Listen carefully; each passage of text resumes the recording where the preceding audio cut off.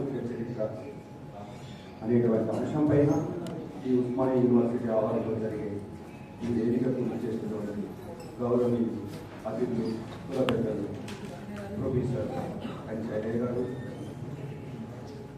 సుమంత్రి గారు, రామశక్తి గారు, వేణు గారు, కృష్ణ గారు, జానన్న గారు, రాము గారు మరియు వేదిక ముందు కూర్చున్నటువంటి నాలుగు విద్యావంతులు, విద్యార్థులు, రచయితలు, మేధావులు, వివిధ ప్రాంతాల నుంచి వచ్చినటువంటి అందరికీ నా యొక్క నమస్కారం. నేను యూనివర్సిటీలో గత 20 ఏళ్ళ నుంచి చాలా పత్రాలు రాసేటువంటి సంస్థలో ఉద్యోగం పనిచేస్తున్నాను. నేను ఇక్కడ నవచారి సబ్జెక్టు కొంచెం డిఫరెంట్గా ఉంది. సంస్కృతి పైన, గొల్లగట్టు పైన, ఉత్పత్తి కులాల పైన మాత్రమే ఆధారపడి ఉంటుంది. మాది యాదవ కులంలో ఉన్నటువంటి ఒక ఉపకులం. మేము చేసే వృత్తి పైన మా దాని మీద నేను మాట్లాడడానికి ఒక 5 నిమిషాలు సమయం తీసుకుంటాను. ఒకప్పుడు ఎంతో గొప్పగా ఉన్నటువంటి జానపద కళలలో గ్రామీణ ప్రాంతంలో కాయకలం చేసి సాయంత్రం సమయం వచ్చిన తర్వాత వారి విశ్రాంతి కోసం వినేటువంటి వినోదాలు కావచ్చు, వాళ్ళకు కష్టాలు మర్చిపోవడానికి చేసేటువంటి కృషి ఫలితంగా చేసిన జానపద కళలు ఎన్నో ఉండేది. ఆ జానపద కళలకు ఆదరణ ఉండేది, వారికి ప్రోత్సాహం ఉండేది, ఆ దాంట్లో ఎంతో విజ్ఞానం, వినోదం పొందేది. కానీ ఇప్పుడున్న రోజులలో అదంతా అంతరించిపోతున్నాయి. నవీకరణ అనేటువంటి పదంతో అవన్నీ అంతరించిపోయే కులాలలో ఈ ఉత్పత్తి కులాలు అనేది ప్రతి కులానికి కులగురువుగా ఆ కులాభివృద్ధి కృషి చేసే ప్రతి కులం వెనుక ఒక కులం ఉంటుంది, ఉపకులం. ఆ కులాలలో మనకు కూడా ఒక యాదవ కులానికి ఉపకులాలు ఉన్నాయి. ముంచుగా మనం 12 ఉపకులాలుగా చెప్పుకుంటాం. ముష్టి గొల్ల, ఏ గొల్ల, కుర్మ గొల్ల, సదన గొల్ల, గంప గొల్ల, వీర ముష్టి గొల్ల, ఇట్లా అనేక కులాలు ఉన్నాయి. అందులో ఒక కులము, ఉపకులము మా తెరచీర బయట. ఒకప్పుడు ఈ కులము ప్రతి కులాన్ని, ఆ యాదవ కులాన్ని అభివృద్ధి చేయడానికి, వారు చేసిన వీరుల చరిత్ర చెప్పడానికి గ్రామంలో సంచారం చేస్తూ తిరుగుతూ కులగురువులుగా ఆనాడు నుంచి ఈనాడు వరకు ప్రతి ప్రాంతంలో విస్తరించి ఉన్నాం. అది తెలంగాణ ప్రాంతం కావచ్చు, ఆంధ్ర ప్రాంతం కావచ్చు, ప్రతి ప్రాంతం. ఇది ఒక జానపద కళ. కులంతో పాటు జానపదులుగా వీళ్ళ దగ్గర ఉన్న సంగీతాలు కానీ, సంస్కృతి కానీ, సాంప్రదాయం కానీ, ఆచార కట్టుబాట్లు కానీ, వ్యవహారాలు కానీ, దేవర పెట్టెలు కానీ, పటాలు కానీ ఇప్పటికీ వాళ్ళ గృహాలలో, వాళ్ళ ఇళ్లలో ఇప్పటికీ ఉన్నాయి.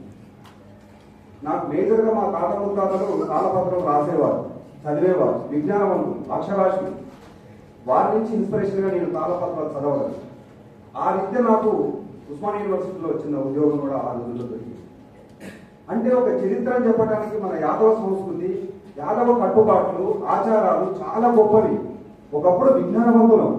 100 ఏళ్ల క్రితం మనం చరిత్ర చదువుకున్నవారు. వాటికి సాక్ష్యం మన ఇళ్లలో తాళపత్రాలు ఇప్పటికీ ఉన్నాయి. ఇంత గొప్ప చరిత్ర ఉన్నటువంటి మన యాదవ కమ్యూనిటీ, ఈ ఉపకులాలు, ఇవన్నీ ముందుకెళ్లే తరుణంలో మనం కొన్ని విషయాలను మనం గుర్తు చేసుకోవాల్సి వస్తుంది. అందులో ముఖ్యంగా కుల ఉత్పత్తులు చెప్పే ప్రతి కులానికి ఉన్నట్లుగానే విశ్వబ్రాహ్మణులకు రుద్రవాళ్ళు ఉంటారు, వాళ్ళ కుల చరిత్ర చెప్తారు. అలాగే గౌడ వరకు గౌడ చేతులు ఉంటారు, వాళ్ళ కుల చరిత్ర చెప్తుంటారు వాళ్ళు. ఇట్లా పద్మశాలికి పూనపురి వాళ్ళు, ఈ నాయని బ్రాహ్మణులకు అద్దం వాళ్ళు, ఇట్లా ప్రతి కులానికి కులకులం ఉన్నట్టు మన యాదవ కులానికి కూడా ఇంతకుముందు నాగరాజు గారు అన్నట్లు ఈ కుల చరిత్ర అంతా కాటమరాజు చరిత్రకు సంబంధించింది.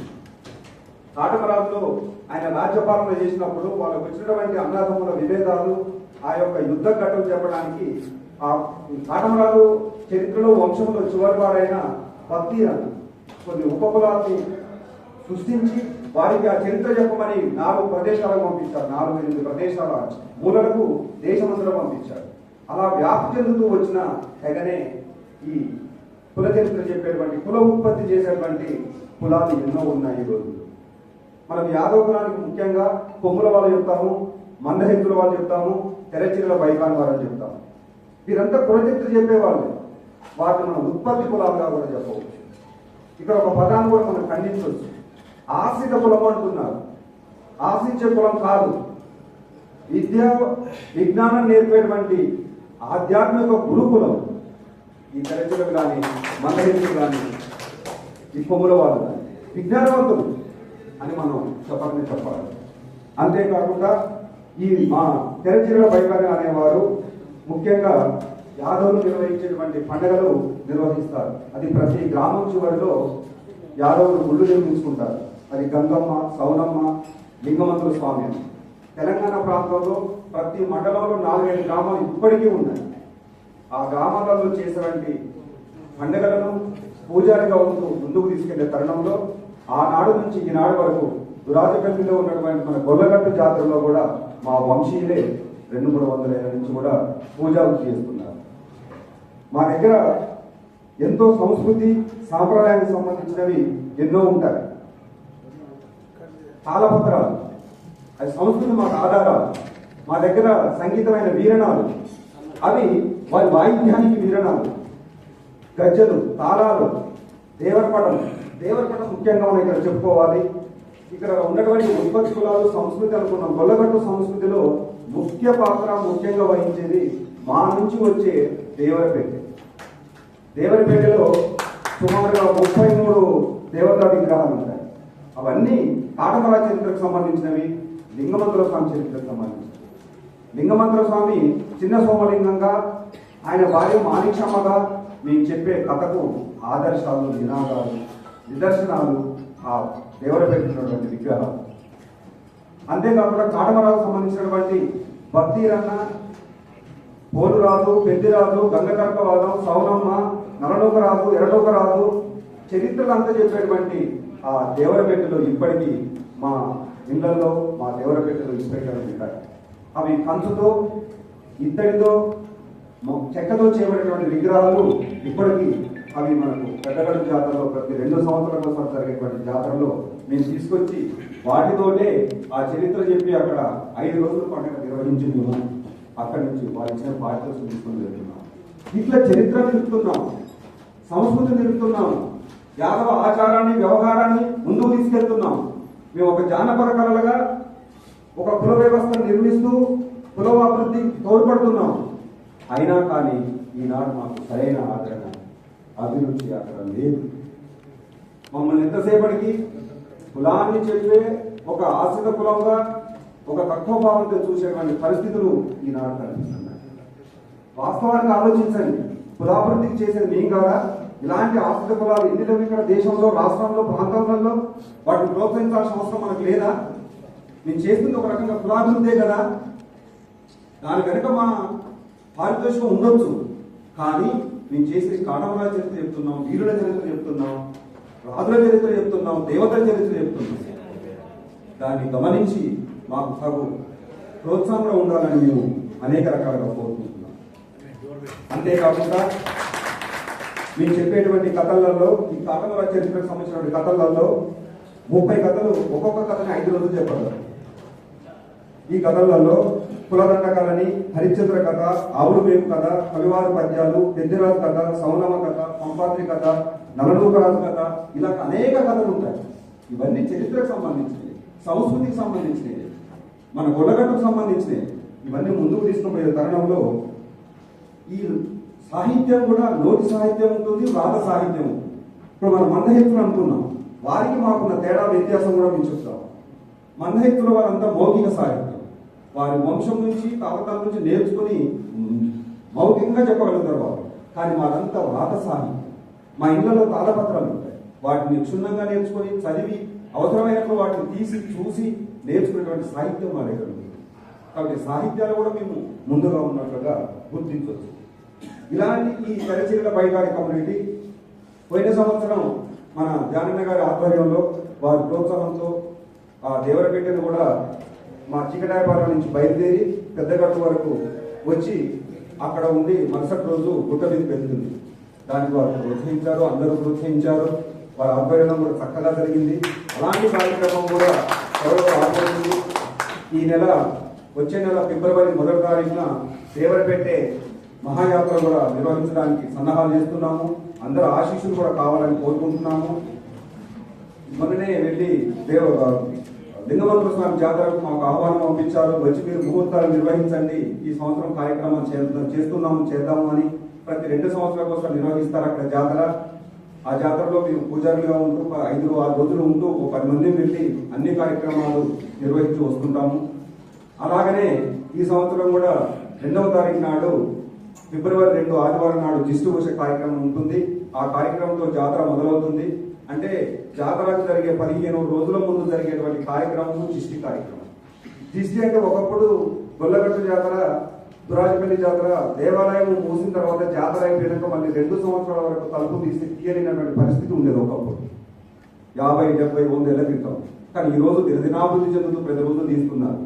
అంటే మేము మా ఆచారం 2 ఏళ్ల తర్వాత గుడి ఎప్పుడైతే ఓపెన్ చేస్తామో ఒక దిష్టి అనేది తీయాలి.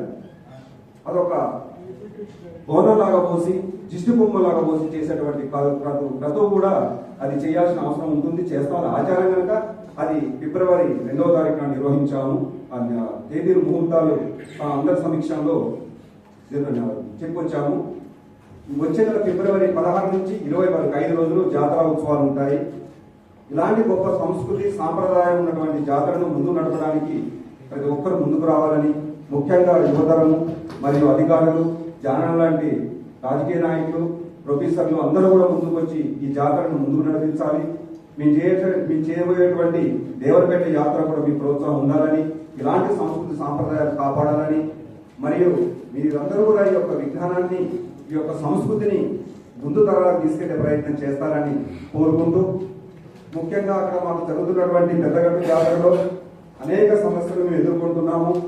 వాటిని ప్రతి సంవత్సరం కూడా అక్కడ ప్రభుత్వం దృష్టికి తీసుకెళ్తున్నాము. అయినప్పటికీ వాళ్ళు ఎంత మాత్రం మాకు వాటిని సహకరించట్లేదు. పోయిన సంవత్సరం చేసినటువంటి పారితోషికం కూడా ఇంతవరకు మాకు ఇవ్వలేదు.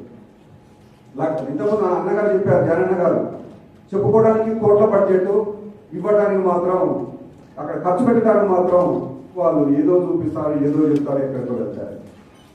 గుడి నిర్వాహకులు, గుడి పూజారమైన మేము కనీసం పారితోషికం వెళ్ళినటువంటి ప్రభుత్వం మమ్మలకు ఆ రకంగా పోయిన సంవత్సరం 2 నెలల క్రితం చాలా బాధ పెట్టారు. అలా కాకుండా మేము కూడా కొన్ని విన్నపాలు సభాముఖంగా చెప్పాలి కనుక నాకు ఇచ్చిన సమయం 5-10 నిమిషాలు అన్నారు. అందుకోసం నేను కొన్ని మా విన్నపాలు కూడా అందరి దృష్టికి తీసుకొస్తున్నాను. దేవరపేట అనాదిగా వస్తున్నటువంటి దిష్టి కార్యక్రమానికి మరియు జాతరలో పూజా కార్యక్రమాలు నిర్వహిస్తూ జాతర అభివృద్ధికి కృషి చేస్తున్న మా తెరచిల్ల బైకాని పూజారులను మన తెలంగాణ దేవాదాయ శాఖ అధికారులు ప్రత్యేక పూజారులుగా గుర్తించాలని కోరుకుంటున్నాను. పెద్దగట్టుపై ప్రతిరోజు వచ్చే భక్తుల రద్దీ వలన నిత్య పూజలు జరపడం కోసం తెరచిల్ల బైకాని పూజారులను ఆలయంలో శాశ్వత పూజారులుగా నియమించి వారికి ప్రతి నెల జీతాలు చెల్లించాలని దేవాదాయ శాఖ వారికి గుర్తు చేయాలని కోరుకుంటున్నాము. అట్లనే పూజారులు ఉపయోగించేటువంటి దేవరపెట్టె, గుడారం, సంగీత వాయిద్యాలైన తదితర వాటిని మరమ్మతు కోసం కూడా ప్రతి సంవత్సరం కొంత డబ్బు మాకు చెల్లించాలని కోరుకుంటున్నాము. జాతర సందర్భంలో లింగమంతుల స్వామి దేవాలయంలో మేము 10 మంది తెరచిల్ల బైకాని పూజారులను ఇస్తున్నటువంటి పారితోషికం మామూలుగా కాకుండా సమ్మక్క సారక్క మేడారం జాతరలో పూజలకు ఇచ్చేటువంటి ఉండి ఆదాయంలో కొంత శాతం ఇచ్చినట్లుగా మాకు కూడా కొంత శాతం కావాలని మేము కోరుతున్నాము. పెద్దగట్టు జాతర అభివృద్ధికి కార్యక్రమాలలో కమిటీలో మా పూజారులలో ఒకరిని సభ్యులుగా చేస్తారని కూడా మేము విన్నవించుకుంటున్నాము. మా ఉద్యోగాలను ప్రభుత్వ దృష్టికి తీసుకెళ్లి మన సంస్కృతిని, సాంప్రదాయాన్ని, కట్టుబాట్లు నిలబెడతారని మనస్ఫూర్తిగా అందరినీ కోరుకుంటూ, నాకు ఈ సమయం ఇచ్చిన ప్రతి ఒక్కరికి ధన్యవాదాలు తెలియజేసుకుంటూ, ముఖ్యంగా ఇలాంటి కార్యక్రమాలు మేధావులకైనటువంటి విద్యార్థులకు, ఉస్మానియా యూనివర్సిటీలో ఉన్నటువంటి మేధాశక్తి ఉన్నటువంటి విద్యార్థులకు తెలియజేయడానికి ఈ కార్యక్రమం నిర్వహణకు సహకరించినటువంటి ప్రతి ఒక్కరికి మరియు ముఖ్యంగా ఈ ఓటు విద్యార్థులకు నా యొక్క ప్రత్యేక కృతజ్ఞతలు తెలియజేసుకుంటూ సెలవు తీసుకుంటున్నాను.